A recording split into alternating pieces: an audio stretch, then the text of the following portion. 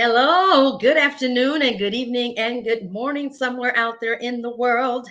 It's a beautiful day out here, but it's not beautiful everywhere we go, right? In times like this, we often either get sad or get happy or full of joy. But one thing that has not happened, and I pray that it does happen. First of all, this is your hostess with the mostest, E.V.E. Real Talk with E.V.E, where we talk real talk about real issues with real people. And today, the real people, or person, should I say, is actually Dr. Robert Renteria. And he is going to jump on in just a minute. Unfortunately, we're not able to see him, but I think the information that you will be seeing here is what's most important. And so I thank all of you for chiming in and listening to this show, Real Talk with EVE. And we are live. We'll be live on YouTube channel. So subscribe to my channel, Eve Gomez.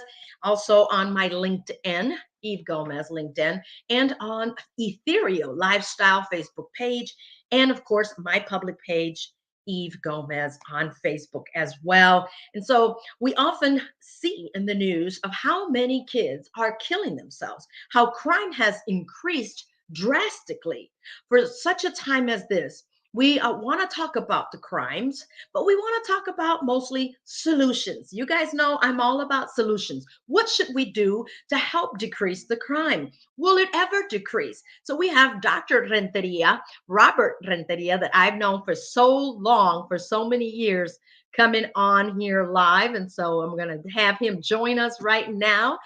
Good afternoon, Dr. Robert Renteria. How are you? Good afternoon, Eve Gomez. Hey, I was just like, wait, I've known Dr. Robert Renteria before he was Dr. Renteria, and I see that you're celebrating an anniversary that is this coming what this month? It's What? 15 years Oh, ago yeah. when the idea and the concept was born with Barrio, and Wow. 15 years later, Eve, we're now in over 25 countries around the world.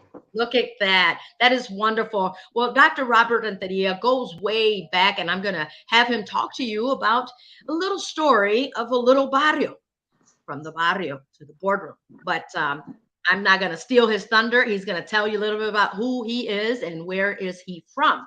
He's not originally from out here in the state of Illinois. So tell us a little bit about you, Robert, and thank you once again for coming on to Real Talk with Evie. 100%, thank you. Yes, I come from the barrio of East Los Angeles, the barrio, and we grew up in poverty.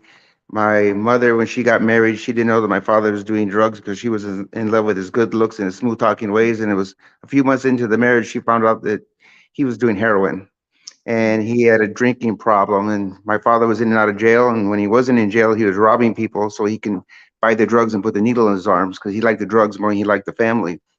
At the age of 3, my father abandoned our family, and the only legacy he left us was a pile of bills and a bunch of empty bottles of booze in the trash can. But my mother, my mama, she worked 2, 3 jobs to make sure her little boy and little girl, my sister, did not become part of a system. At the age of 6, I was in a terrible accident. I almost died. I had to go to a school for the physically disabled and mentally challenged because I could not walk, talk, or read or write. But after 3 grueling years of rehabilitation, I walked out of that school tall and strong and on my own. And what that lesson taught me is that quitting is not an option because you see, as Latinos, we don't quit no matter what. So now it, I'm 9 and my mother remarries and the nightmare starts all over again because she marries an abusive drunk. And he used to come home late after the bars and beat on me till I'm black and blue. And there were times that he used to beat up on my mother, leaving her bloody and battered. And I got old enough, I ran away and I found another dysfunctional family called gangs. And so I started running and gunning, stealing and dealing. And then I find out that my real father dies when I'm 17 years old in a halfway house on Skid Row in Los Angeles, where the hobos live. My father died a bum. So I realized that I was becoming my father's son, following his footsteps. So what I decided to do was to join the military. And joining the military was the best decision of my life. It changed my life. It made me a man. It made me a better man, for that matter. And I got a Mm, chance to travel all over the world. And I jumped out of helicopters and airplanes. I became an elite soldier, and I honorably served our country as a non-commissioned officer for over 7 years. I then, after serving, came to Chicago with a duffel bag and $200, and I got a job in the commercial laundromat industry, building laundromats. So the laundromats you see in Illinois, like Spin Cycles, as an example, or Bubble Lens or others, that was the work I was involved in. So after 5 years of my first job, I got recruited and I became vice president of a publicly traded company on the New York Stock Exchange. And I did distribution for laundries all over the country. And then one night I was having dinner and I said, I'm going to take a shot. But I didn't mean like a shot of tequila, brandy, or bourbon. I said, I'll take a shot and start my own business. And I started my business. And after 3 years, we became the #1 distribution company in the United States. And I thought I had arrived, right? I had everything I ever wanted. I went from sleeping on the floor in a smelly basement and a musty mattress to having a house on a pond. Went from riding a bike, taking a bus, or walking or hitchhiking to having a Mercedes Benz. And I share that with you not to impress you, but to empower you, because I learned the two greatest days in your life are the day you're born and day you realize why you're born. And so in 2008, I released my first book, From the Barrio to the Boardroom. And from that point on, my life did a 180. I shut down my business and I started to go after trying to help kids. And so since that point, we have an academic curriculum that we donate, addresses social emotional learning. So if you're in academics, a teacher, principal, superintendent, I ask you to please reach out so we can have that conversation. And then RFB&D got a hold of me, Recording for the Blind and Dyslexic. And they launched a CD to help kids that are visually impaired and have reading disabilities. And that impacts over 236,000 kids across the United States. Nice. The following year, we released the Spanish version of the book, Distil Barrio Éxito, because the kids were telling me they're reading my book to their parents. And I said, well, don't your parents know how to read? They said they don't read English. So that's why we translated the book into Spanish. And then the churches got hold of me, the ministries, and they say, hey, we see the kids in the hood with your book. Well, we can't get them in a church. We want to use your book as a hook to get them in the Bible study, to lead them to Christ, so our kids can see the promised land. So a faith-inspired curriculum was created. So now we work with ministries across the country and around the world. Then I realized that we're working with kids mostly middle school and up, people older than us even. And I want to get to the elementary school kids because that's where the gang recruitment happens. Right. So we released a graphic novel called Mi Barrio, My Barrio, My Hood. And I'm proud to say that that particular book was voted the best graphic novel in Latin America, Spain, the United States of America, addressing youth issues. So now working with kids, third grade, and again, people older than us. So I went back to the drawing board and we released an activity coloring. So I'm proud to say that over the last 15 years, as I mentioned, I've invested about $400,000 to build this program of my own money. But we are now in middle schools, high schools, colleges, jails, prisons, social services, mental health, and it's one of the important experiences of my life to not only change but to save lives, Eve. Nice. No, and that's I commend you for that. And I do remember having to have met you. I'm not sure exactly how the connection happened, but good old social media is a great connector if you utilize it for the right things. And so, Robert, I thank you for these books and your story. To me, God allows us to go through things, to experience things, whether they're good or not, trials and tribulations, so that we learn from it to come back and actually help someone else out. That way they can relate to you, right? And show them the light. Now, tell me, where are the several places that you have actually gone in to speak to the students, to speak to faculty? And I also see you talking to legislators out there in Chicago. Yeah, I mean, what we've created, it turns out like a barrio, I call it barrio for short, but it's more of an anomaly, right? You pick your poison. It's used in corporations like McDonald's, IBM, General Mills, General Motors, or Boeing. It's used in universities like the Chicago School of Professional Psychology. It's been used all over Chicago middle school and high schools. As an example, Curie High School had their largest Latino graduation in the history of Illinois like 7 years ago, and I gave the commencement speech over at UIC Pavilion, 8,500 people, and we shook the building. It was an amazing experience. Irene Hernandez Middle School, we're a few years ago over there before COVID, 330 eighth grade Latino kids, and they were bouncing off the walls. I mean, they're truly inspired by the message. The way it works is they teach the book with the curriculum. And again, the curriculum is donated to schools. and we send it to the schools electronically. It aligns with the Illinois State Learning Standards, so we send the framework with it as well. And they teach the book, a chapter by chapter outline of the book, and it addresses social and emotional learning, uh, addressing the critical thinking skills for the kids. And then after they teach the book, they create like a contest for poems or artwork, and and Nice. and letters, and um, then they count down that Dr. Renteria will be here like in 21 days, 20 days, 19, and so on and so forth. So when I get there, these kids they're engaged, they're invested, and they're fired up and ready to go. That's awesome. And I can attest to this. I'm a witness to this curriculum. I have actually taught the curriculum myself to 10th graders in Hammond, Indiana at Morton High School some years ago. And so before you present yourself, you actually present the book and the curriculum to the schools, and then you come in afterwards. Am I correct? 100%, yes. Wonderful. So I know that that is a lot of work and many years that have gone in past. But there's one thing that still happens 15 years ago, 30 years ago, a day ago, and that's crime.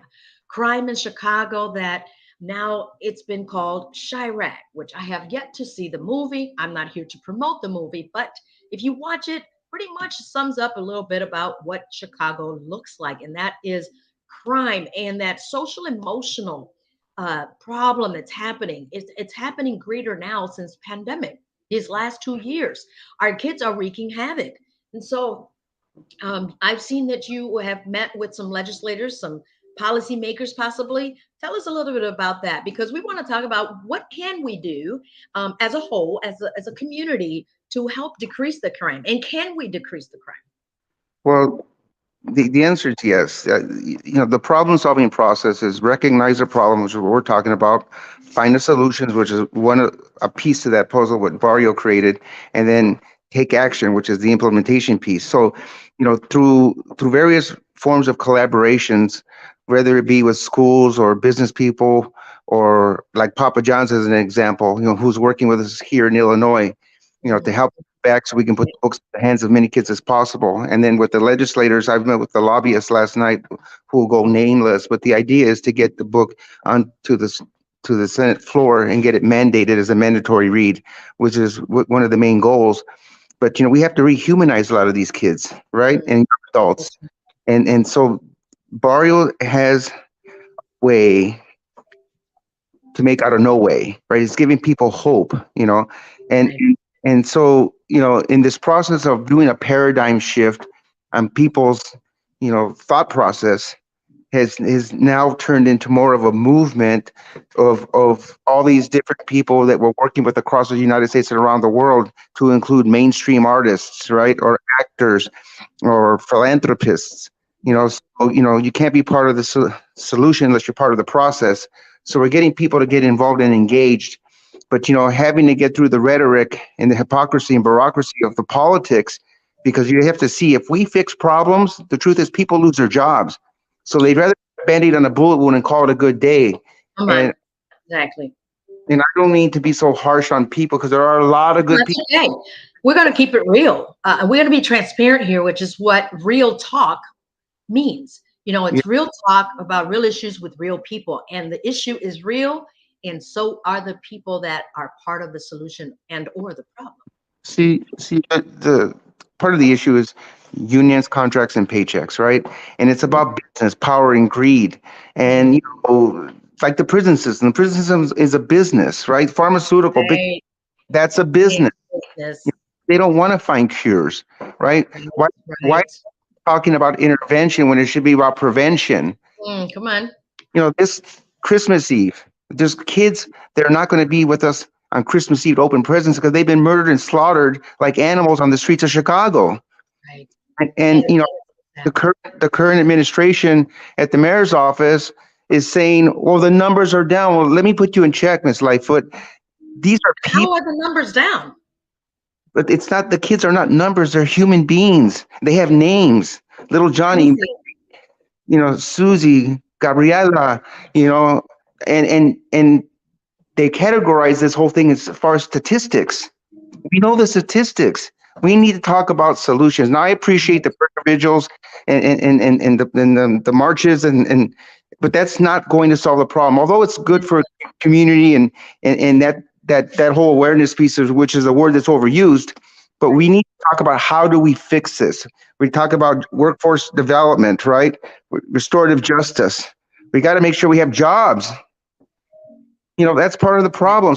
So I've been working with different groups to create those jobs. One of the companies in Illinois is called Unity Solar Group, United American Marketing.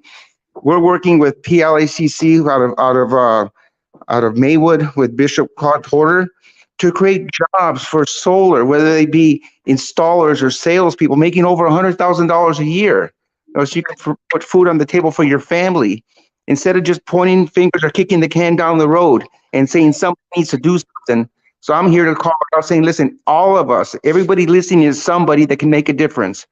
And I ask you to engage with us. And if you're listening, please, I'm going to ask you to reach out to me personally. I'll give you my number directly. It's 312-933-5619. You can go to our website to see what the body of work we've created in the last 15 years at www.fromthebarrio.com. Right. And those, you can see it. It's on the screen as well. And we will get back to your comments. I thank you for watching this show. It's about real talk. And we're going to be transparent in every show. And it's about solutions, whether it be in health, wealth, finance, but also community engagement. And as a civil rights activist myself, I was one of those, Robert, that had gone to marches, that's done the rah-rah, no justice, police, racist police, no justice, no peace, racist police. I've done the walks, the protests, all of that, but I think it's time. Kudos to those that are still doing it, but let me ask you, what is it getting done? What's getting done? What are you getting out of it? Yes, it's great for community engagement, for come together. That's awesome to get to know each other, who the leaders that be or powers that want to be, because some of you call it the powers that be. And I'm going to call it the powers that want to be, because if we truly had the right power, which we do, then we would be engaged even more so. And also, we would be talking about the solutions, such as Robert's talking about job. The reentry. We have so many kids that are right now have been in the system or in the system currently right now because they've done something that if you know better, you do better. But our kids don't. So what do? Do we keep talking about them? Do we keep labeling them as animals, as criminals, as whatever it is, other than the name that they were given when they were born? That's something that we need to rethink and retrain our children's mind, retrain them, because what they see, Robert, and you will agree with me, is too much. They're exposed to so much thanks to technology and all of these social media platforms. But I want to say thanks to the parents that are also allowing it. Now, we can't see everything our children do. We can't watch them 24/7, but we got to steer them in a better direction. And as many of us say, it all starts at home, right? 100%. Some of the issues, and it's easy for people to point fingers. A lot of these kids are being raised by kids. Some of these kids don't have parents, fathers dead or in jail, and Yep. and sometimes there's things happening behind closed doors that we see, right? Yep. It's a lot tougher than people want to admit or talk about. During the pandemic, people lost their jobs, their houses, their cars. They had to sell a lot of materialistic items, and people filed bankruptcy all around the world, and nobody's immune. So going back to Barrio and the books and the program, it teaches our kids that a setback ain't nothing less than a setup for a comeback. It ain't over till you win. It teaches our kids to dream big, because if the dream is big enough, the odds don't matter. Right. Nobody's going to say that the Bible's just a book, right? And so I'm not trying to sell books to people. I'm telling you that we have a tool. Just like the Bible is a tool. It saves souls, and Barrio is saving lives. And together, if we collaborate and we come together, like Eve and I have over the years, then we can make a difference. We can put a dent into these issues and change the narrative of what's going on every single day in Chicago. That's it. That you hit the key, the nail on the head, Robert. Change the narrative. We were talking off the air a couple of days ago about, when a police officer shoots and kills a kid, everybody's out there like roaches. We're talking politicians. We're talking angry, mad people. I get it. But then when black on black and brown on brown, you see so many of these killings day in and day out in Chirac and Chicago and Illinois and other places. Where are they at? Where are the protesters? Where are the rah, rah, rah people? Where are the legislators? Where are those leaders at? There's a lot of people giving sound bites, and they're chasing ambulances, so to speak, be in front of the camera. Let me say to the audience that nobody's immune, right? Because drugs and alcohol don't discriminate. Right. A bullet doesn't discriminate. A gangbanger doesn't discriminate, and crazy people don't discriminate. And in 2018, we had 23 school shootings across the country. And those school shootings happened in suburban America behind gated communities. And the shooters, Eve, for all those 23 schools were not black and brown shooters. They were white shooters. Nobody's immune. Right, right. And I will say guns don't kill, people do. So if we start showing the kid, instead of grabbing a gun and grabbing a book, grabbing a pen, grabbing a device that they can innovate and create magic, and teach them that they are worth something, that they matter, that they're valuable, instead of teaching them that they're hated, that they're not liked, that they're not welcome, that they're not accepted, but they're accepted in the prison, aren't they? Now that is a number, because it's making more money in somebody's pocket.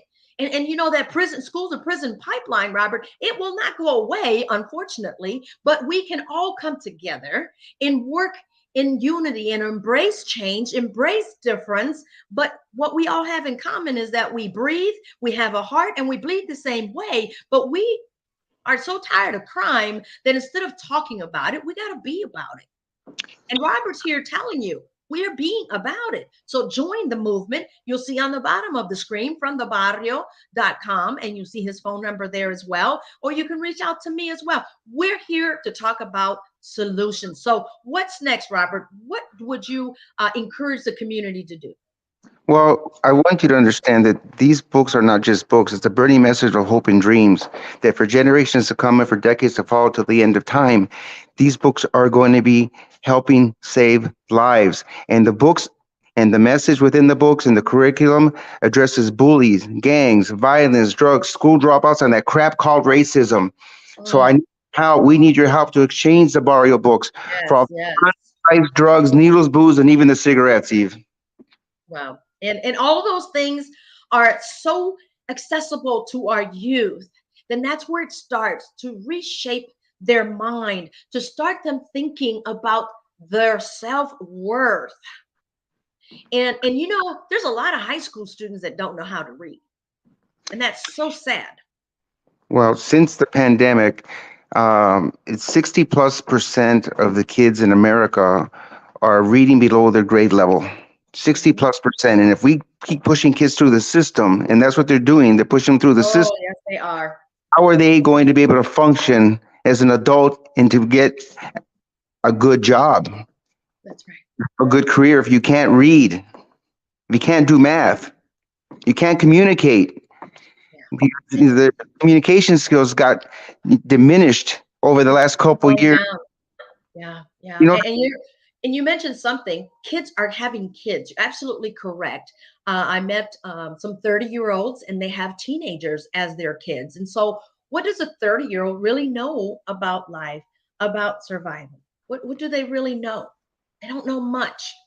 I mean, so, kids are getting pregnant at 13 years old. I mean, I was at a school, and I said, "Oh, baby girl, you're pregnant." She says, "Only a little pregnant." I said, "No, you're pregnant. You're 13 and a half years old." You're pregnant. So we need to teach our kids about abstinence, not to have sex. Wait till you get an age that you can be responsible. Quit trying to have fun with your body. You'll have that in due time. But we have to come collaboratively as a village, because it takes a village to raise a child. That is so absolutely correct. And there were times where the schools were not welcoming the village. And there were times where the correctional facilities were not welcoming the village. And I see that with my own eyes now, that they're allowing non-for-profits to come in. They're allowing groups, faith-based groups, to come in and help because they need it.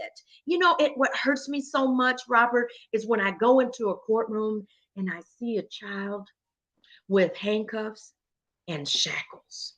Not just handcuffs, but shackles. Right. You They're know, not animals. yeah. For It just touches my heart when I see that. And then when I meet the parents outside the courtroom, that's when I become that mentor, when I put that mentor hat, not an interpreter. That's when I lead them to a better path by giving them resources. And if you know of a resource, quit being cheap. Share that information with the community. Share that information with your children's friends so it can be spread. Just like this COVID got spread like that, why can't we spread the love and spread that information and those resources that are out there to help someone out? One last word. We're about at the end of the show. Robert, thank you so much. I'm going to bring you back and hopefully we can see you this time. But I think this is a great talk that we need to talk more about it. One last word for the community. I'd like to say to the public that are listening, look, we have money for wars and can't feed the poor. And there's children, teenagers walking around lost in a culture of darkness, and we need to do something about it. So I want to ask you to please engage. Let's have that conversation, to have a collaboration, and together we can make a difference. That's right. You guys heard it. This is Dr. Robert Renteria. He is the author, the founder of From the Barrio to the Boardroom, from thebarrio.com. He's also reaching out to the community through his curriculum and his books. And those books are about part of his story because he's still creating more in his life, right? And the curriculum is what engages. And these devices, if you're going to use them, is because you're learning something from it, not taking away from you, taking away from your lack of knowledge, taking away time that you cannot replace. And so we thank you once again, Dr. Robert Renteria, for coming on here on Real Talk with E.V.E. We appreciate you and continue the work. And we'll be back again here shortly with you. And we'll talk to you later. Merry Christmas. God bless you, Eve. Merry Christmas as well. Thank you. And so you guys have it right there. Dr. Robert Renteria is part of the solution. Would you be? Will you be part of the solution? Because oftentimes people love talking about the problem. Well, I'm not here to talk about the problems. We already know what the problems there lies. We know what they are. So let's talk about solutions. All right. We'll see what other guests will come on here live with Real Talk with E.V.E. And we thank you for watching this show. It's been great. It's been real. It's been fun. And of course, this show comes on Wednesdays, Lunch and Learn, Wednesdays at noon, and Saturdays at 12:30. So we want to thank all of our guests, all of my guests that have been on here with this show. And of course, this is not a new show, just on a new platform. My LinkedIn, my Facebookers, my YouTubers, thank you so much for allowing me to come into your warm home, into your devices. Until next time, you know what? It's going to be all right. This too shall pass, as I always say. And we just got to keep pressing on, keep being part of that solution. Say if you throw enough spaghetti, some of it's bound to stick, but we got to be consistent. We got to keep going. We got to keep going. Peace to you. God bless you. Have a Merry, Merry Christmas. Let's hope and pray that our kids have gifts to unwrap. Today is Christmas Eve. What will they unwrap? What will your children unwrap today? Hopefully they unwrap someone's heart to share the love, to share the peace, to share the kindness. So go out and sow a good seed. There's a child in need. There's a family in need. With that, I'm going to sign off here on Real Talk with E.V.E. This is your hostess with the mostest, E.V.E. Eve Gomez. Till next time. Nos vemos.